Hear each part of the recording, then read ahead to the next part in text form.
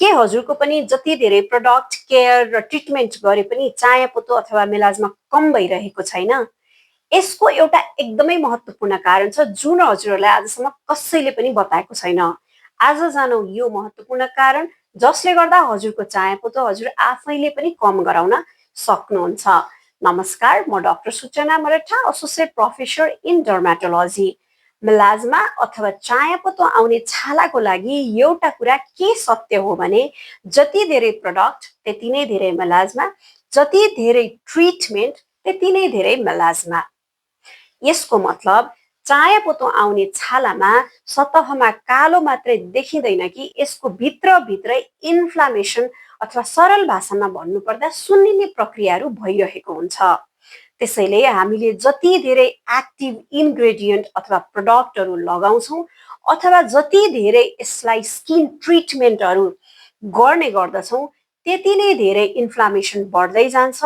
हाम्रो स्किनको barrier function damage हुँदै गर्ने गर्दछ, जसले गर्दा हाम्रो स्किनको भित्री सतहमा हुने मेलानोसाइट्सलाई त्यति नै धेरै स्टिमुलेट गर्ने गर्दछ।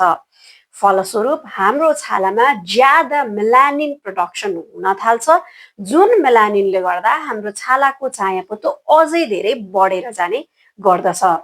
त्यसकारणले हामीले आफ्नो स्किनको सिचुएसनलाई नबुझिकन यसलाई ओभरलोड हुने गरिकन मल्टिपल ट्रिटमेन्ट प्रोसिजर्स अनि मल्टिपल स्किन केयर प्रडक्टहरू बिल्कुलै युज गर्नु हुँदैन। यसको सट्टा हजुरहरूले स्किन फ्रेन्डली, स्किनलाई माइल्ड हुने तरिकाले प्रडक्टहरू लगाउने र प्रोसिजरहरू चुज गर्नुपर्ने हुन्छ। मेलाजमा आउने छालामा हामीले धेरै प्रडक्ट र ट्रिटमेन्ट गर्दा बिरामीलाई भारी बोकाए जस्तो हुन पुग्छ। त्यसकारणले बीचबीचमा एक्टिभ इन्ग्रेडियन्ट फ्री र different active procedures free period दिनुपर्ने हुन्छ।